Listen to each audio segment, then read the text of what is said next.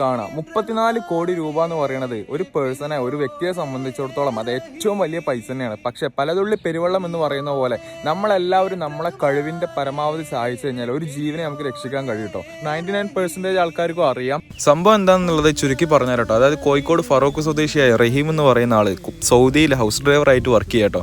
അതായത് ഒരു കുട്ടിയെ അങ്ങോട്ടും ഇങ്ങോട്ടും കൊണ്ടുപോകണം. ആ കുട്ടിക്ക് സുഖമില്ലാത്തൊരു കുട്ടിയാണ്. ആ കുട്ടി ഒരിക്കലും സിഗ്നൽ വന്നപ്പോൾ സിഗ്നൽ കട്ട് ചെയ്തിട്ട് റഹീമിനോട് പോകാൻ പറഞ്ഞു. അപ്പോൾ റഹീം പോയില്ല.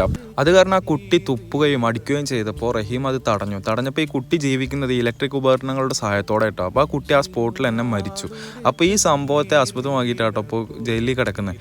റഹീമിന് ഇനി ജയിൽ മോചിതനാവണമെന്നുണ്ടെങ്കിൽ ആ കുട്ടിയുടെ കുടുംബം ആവശ്യപ്പെട്ട 1.5 കോടി റിയാൽ, അതായത് നാട്ടിലെ 34 കോടിൻ്റെ അടുത്ത് അത്രയും സ്വരൂപിച്ച് അവരെ ഏൽപ്പിക്കണം, എന്നാലേ ജയിൽ മോചിതനാവാൻ പറ്റുള്ളൂ കേട്ടോ. പൈസ അയക്കാൻ ഉദ്ദേശിക്കുന്നവരെ മാക്സിമം സേവ് അബ്ദുൽ റഹീം എന്ന് പറഞ്ഞ ആപ്ലിക്കേഷൻ നമ്മുടെ ആപ്പ് സ്റ്റോറിലും അതുപോലെ ഗൂഗിൾ പ്ലേ സ്റ്റോറിലൊക്കെ അവൈലബിൾ ആണ്.